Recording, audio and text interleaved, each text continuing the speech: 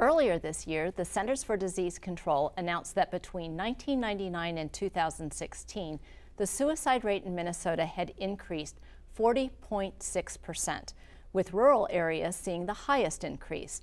Learn more about what each of us can do to lower those statistics and save lives right here in the Northland. Preventing Suicide, next on the season premiere of Speak Your Mind.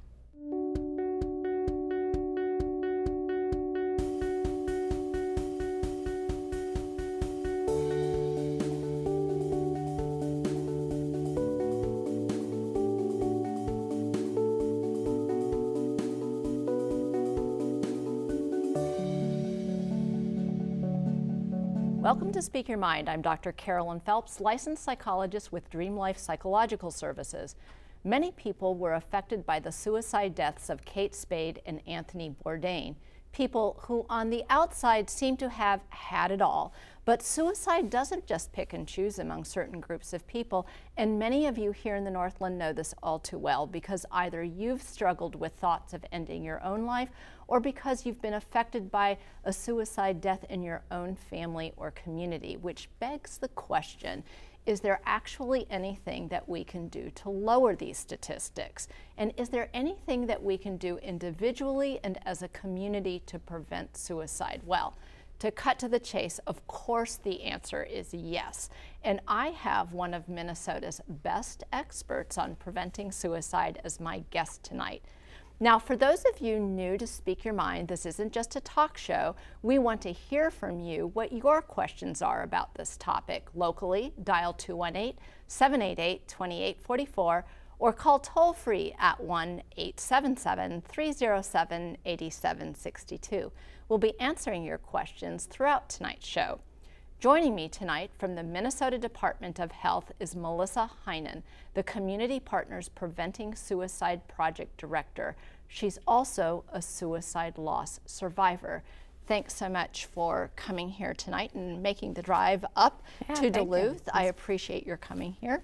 And just so before we get started, I want to let you know that right now and throughout our show, you're going to see emergency 24/7 hotlines to call and to text if you or someone you love and care about is feeling suicidal. But of course, if it's an immediate emergency, we need you to call 911. And I think, and we're going to be having those numbers throughout the show, which is really important. I think a really good place to start because is with the very last part of how I introduced you as a suicide loss survivor. Yeah, and that was almost, that was around 2001, and it was my brother-in-law, and I was just getting married and starting my life and with my husband, and had to sort of have a sudden abruptness to our family and those around us. And it really started to have me think through more about, well, what could we do to have prevented this? At the time, I was a nurse. I worked also in public health. And everything I learned in that professional field did not equip me for that tragedy. To experience it real hand was very hard. But to this day, I now know there's things that we can do because it is a preventable death. And we know so much more today than we did then. And so it gives me hope. And it's rewarding to know that more people every day get help than actually attempt suicide. And that's exciting to me, and that's what makes me keep wanting to get up and address this issue. And one of the things that I just want to thank you for is even being willing to talk about your own story, because I think people still experience, who are suicide loss survivors, experience sometimes feelings of guilt or sometimes feelings of shame, as if they are somehow personally responsible and, oh, I should have known, what could have I done differently? And your being willing to come forward, I think, first of all, gives a voice to those people out there. Yeah, and I think, I couldn't have been here right away, right? This has been the years in the making. And one of the things we find when we work with communities is they're very eager after a suicide death to launch into a lot of prevention activities, doing a bunch of trainings and stuff like that. And we actually encourage them to pause for a while and allow the community and individuals to grieve and heal. because we need to take care of ourselves and heal and grieve when we have tragedy before we can actually jump into that proactive prevention. And the concept of prevention doesn't mean that we're blaming people out there for not having prevented. Right. No, I think the thing that we want people to realize is we all play a role in this, and the communities in which we live play a role. And just being aware of what we can do to go forward and prevent. One of the big risk factors for people is if they've lost someone by suicide. And so what we really need to do is think about how do we wrap around those who have lost someone and allow them the space to process their feelings and their emotions and their shame and their guilt and their sadness and their what ifs and whys with a non-judging listening ear, so that they can process that, but never with the goal of trying to point fingers or blame. And it's really way more complex than one individual's influence on the situation. And so as we segue now into where we are now, I'd like to spend a little bit of time talking about, because we're kind of getting rural, and certainly we have surrounding rural communities here. And so I think it feels more disturbing to me living up here that we still have these highest rates. And what do you see as accounting for some of the higher rates in our rural areas? Yeah, it's really interesting, and it's not just rural in Minnesota, it's rural throughout the nation. So our rural states, our rural communities tend to suffer and as with this issue more than some of our urban communities. And there's a lot of different thoughts about it. Some people, even when we look at our youth rate, it's higher in rural communities than urban. So it's not just a cultural piece. Sometimes people feel maybe it's the older generation in rural communities, more pioneer, you stick it out, take care of it yourself. I mean, that could be part of it. It could be part of it being access to more lethal means if you have access and comfort with a firearm. It could be less access to mental health services, having more difficulty getting in for an appointment, delay in that. It could also be the sort of checking in on our neighbors. If you live in a community with sidewalks like I do, it's really easy to see who's been out during the week and who hasn't. And you can really quickly build relationships and connections just by having that sidewalk. And so if you're in a more rural community, you have to be a little bit more intentional about reaching out and going to an event to find your neighbors and have those connections. We know that connections are a huge part of this. And it's not just connections such as, do people love you? And because those who are lost survivors sometimes struggle hearing that connection was a piece because they're like, I love them. I love them. Right, how could they not, how could they feel alone? How could they, but it's not only that one-to-one, but in your community, do you feel included and supported? So all those pieces, there's no one thing. Suicide's very complex, there's multi components to it. And so I can't say to you today, it's this one thing about rural communities. And certainly I would also imagine even people's willingness to engage in help seeking, which in smaller communities, you may feel more like you're in the fishbowl. And one of the things that this show looks to do is really decrease the stigma around mental illness and mental health problems, even if not just mental illness, but mental health problems, so that we get the message across that help seeking is okay. It's okay to it's okay to get help. It's not only okay, it's great, right? When we think about resilience, I work in some communities and they've shared that they feel that the word resilience, after a while they don't like it. Because what it feels to them is people assume they can weather anything. You're resilient, you can weather this.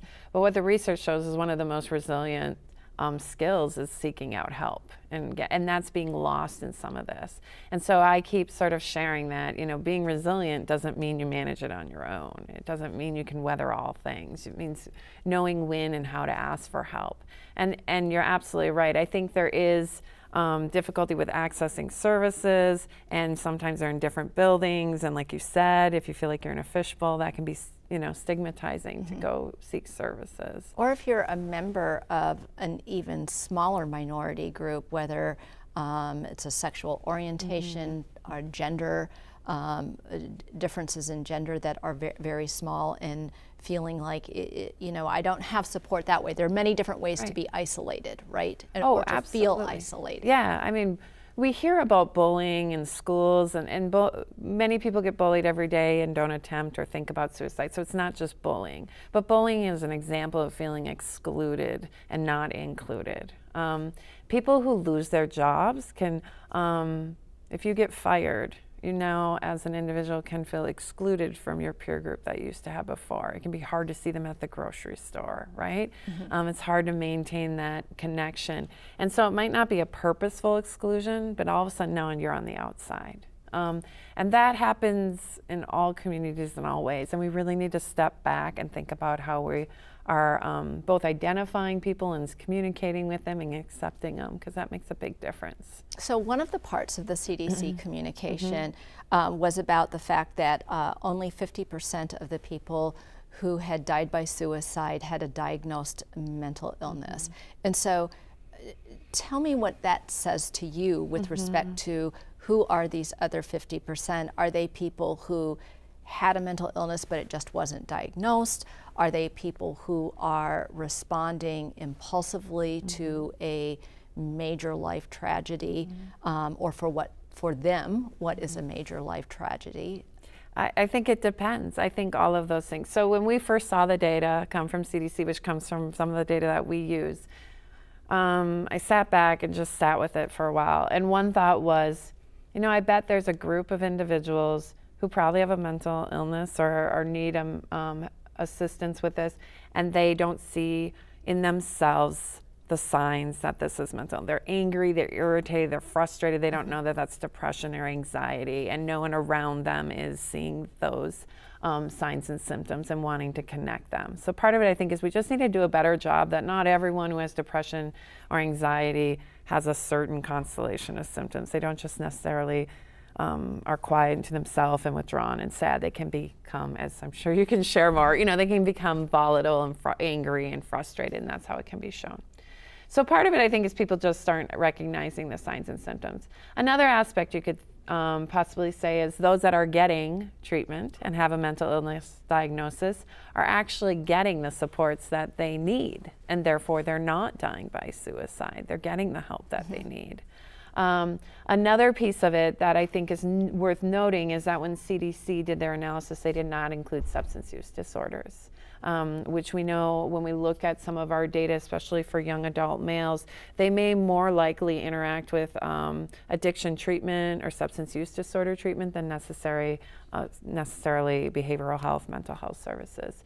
So there's that piece also. And then I think we can all probably relate to a story where we can see a father, middle-aged male, worked for a company for a number of years and gets let go and has a hard time getting a job. And through that process, begins to start to have a lot of self-doubts, gets a job where they feel undervalued, underemployed. Maybe they're making less, or they're doing work that they did 20 years ago. Or they can't get a job and they can't pay their mortgage payment. And then there's a foreclosure. And then there's more disagreement with your wife in this scenario, and maybe you start drinking or doing something to cope with the added stress, and then now you're foreclosed, evicted. One big problem leads to another big problem leads to another big problem. And maybe they didn't have mental illness at the very beginning of this, right? They just had coping skills that weren't helping get out of this and having it get more difficult. And I think the example that you give is really important, because one of the high-risk group is men between the ages of 50 and 59. Am I right about that? And I was just talking with somebody in my office today about how men are socialized, and that in this country, men are still socialized to be the primary breadwinners, to be responsible in that way for their family. And so it's also possible that there's a gender difference just in how that being let go from a job is even felt or experienced by men versus women. Yeah, I've asked a lot of men that I feel like I can ask this question, one of their biggest, worries or fears. And it's that all of a sudden you're going to be let go, And I think if you're let go and you're 22, it can kind of seem exciting. You're like, where do I go next? What do I get to do? But you let go at 52 is kind of hard. Yeah, that's not exciting. No, that's not exciting. And those are some, I think people right now have a hard time trusting certain sort of systems and whether they're going to support them and keep them employed, even if they're good employees. So here is a question from John from Duluth who asks, how do you respond to somebody who says life just doesn't matter anymore? Yeah, I think the most important thing is to listen without a judgment attached to it. One of the things that we know is that people will say things along those lines, and it's really important to reflect back what you hear and say, so it sounds like things have been really hard lately for you, and if they shared some things that were going on, and then to share and say sometimes when people have those things and they say life doesn't matter anymore, they're thinking about killing themselves. Have you had those thoughts? And I've had people come back to me repeatedly and share that they didn't want to ask that question, and then they did, and the person was relieved. Most people are ambiguous, or they have ambiguity about whether living or ending, and when they're feeling like life doesn't matter, or they're a burden, or those sorts of things. It's not that they want to die, it's that they just don't know how to go forward. Or they want their suffering to end. Right. That the suffering has felt intolerable. It has felt like it has gone on longer than I can take. I don't see an end in sight. And is this the way the rest of my life is going to be? And am I doomed to suffer this way, not just for the rest of today, but the rest of my days? Right. What I really like about what you said, which is the same thing that I teach, but what I like about what you said is I think that when somebody expresses life just doesn't matter anymore, and a lot of times other people in their life will come back of like, well, yes, it does, and here's all the good things you've got going for you, and that's so dissonant. It's so not their experience in that moment. And I think that all of that is well intended. Oh, absolutely. And I think it feels invalidating. Yeah. And then it's like another invalidation on top of it, as opposed to the approach that you were suggesting, which is reflecting back and giving the person the opportunity in the room to tell you more, and then to invite the hard conversation. Right, and the hard conversation isn't you trying to solve it. It's giving them space to talk about it. I mean, and then to connect them to a National Suicide Prevention Lifeline, which the number's scrolling, but it's 1-800-273-8255. Or for them to connect with a crisis text line, which you can text MN to 741-741. They work. They're effective. And why are they effective? Because they listen, they allow people to de-escalate and process what they're doing. They don't know that they have a cat scruffy that is the world to them, right? They're just there listening and allowing them to get through this difficult window of time and start afresh maybe the next day, or call back and get through this period. So you mentioned the hotlines, and you said that those are effective. What are other components of, what are the other things that are essential for us to be doing, not just individually, but as a community, that helps lower our suicide rates, our risk for suicides in our community? Yeah, so what we approach is we take a comprehensive suicide prevention approach. So we look at things all the way from how are we supporting individuals in housing stability. How do we make sure that people have affordable housing? So this is a public health community, like real big picture. I'm going to walk into the individual, right? Making sure there's jobs, making sure that there are safe communities, that people feel safe in their communities.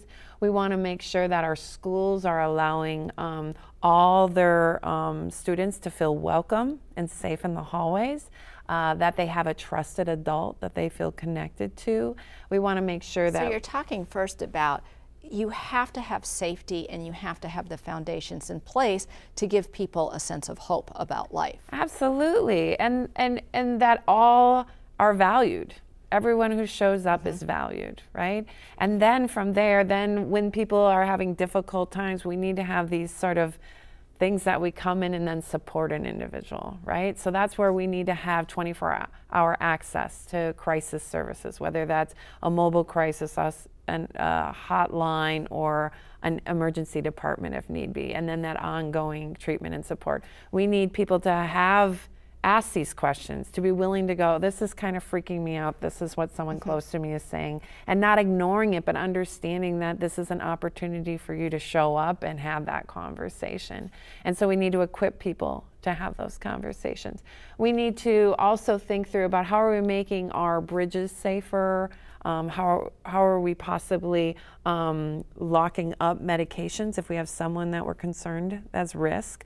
How do we borrow and say to our brother who's going through a difficult time, let's go hunting next weekend, but during this next week, why don't I hold the guns at my house since you're kind of having some difficulty in your house? Now, I love that example because I know that there are, and I certainly have encountered just in my own work, people who will talk about feeling suicidal, but they'll talk when you say like, what is the one thing that gives you peace, and they'll say hunting, and my heart kind of skips a beat because that combination doesn't feel great to me. But you're saying that there's a way to create safety that doesn't involve taking away something that somebody loves. Right. And I think that's what we need to do. We need to and in a community, we have to bring the community culture into play. So one of my favorite examples, there was a community in Minnesota in the Twin Cities that was really nervous about, they had an increase in number of suicides, and it was from a particular bridge in the Twin Cities area. And so in working with them, we were able to change the narrative on the bridge so that it stopped being thought of as a suicide bridge, but they had weekly meetings among the community on there. They used sidewalk chalk, they had drumming, they did pictures and posted it constantly to Facebook to change the narrative that this is part of our community, it's a positive. They trained people in the community about how to identify someone on a bridge that they're concerned about, how to ask the question.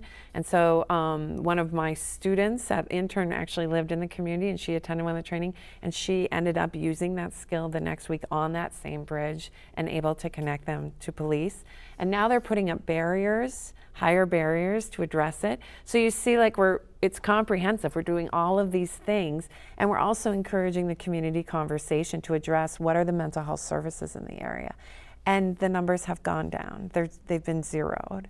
And all those things were necessary pieces to make that happen. That's a wonderful, just a wonderful story. I also love the story about your intern because that is one of those stories of go get the training. You never know when you never know when it will come handy. And we do this for fire drills in school, and we all know how to do a fire drill, and those are important. I don't think we should get rid of the fire drills, but the life drills are a good idea too, as well. Get the skills so that when you have the opportunity, that you have the skills to know what to do. Yeah, and the first time's scary. And hearing from people who have challenged me on it and then done it, how amazing they feel that they were able to be there to listen at that time and connect someone and have it, get them the help they need. So, and most people have a gut. They're just looking for the words to kind of enter into the conversation. Yes. And that's why I really like the idea of reflecting back what you're hearing, being like, sometimes some people who are in situations like this just feel like ending it all or killing themselves or whatever the language you feel like you are comfortable with. But being direct about it does not put the idea in the person's head. And that's a myth some people have. Yep. We are running out of time. And what would your message of hope to our community be? Yeah. Although I feel like she's had an entire show of a message of hope. But well, I'm glad, because this is a difficult topic. But I think it is to know that prevention works, and treatment works, and recovery is possible, and that the most important thing to realize, more people today are getting help than not getting help. And that's what I stick to, and getting them help. I think that's excellent. And if you're one of those people who have not gotten help, or maybe you don't feel like you're in the right help, if you feel like you're not in the right help, there's other help out there. We are a diverse community, and so have the courage to find the help that will work for you. And if you haven't gotten help yet, find the courage to make that call, or to have somebody help you to make the call. And just to let you know that next Saturday, October 13th, Carlton hosts their 10th annual Suicide Awareness Memorial Walk. Now, you can find out a lot more information about this walk. They're also going to have speakers there, and you can find that out on our website. And our website address is wdse.org/speak, where you can get that information. You can rewatch this episode, look up an old episode, or just binge watch what is now 145 episodes from our 8 seasons, plus this one show on the air. Join us again next week when we'll be talking about finding hope in the middle of depression. I'm Dr. Carolyn Phelps. Thanks for joining us, and good night.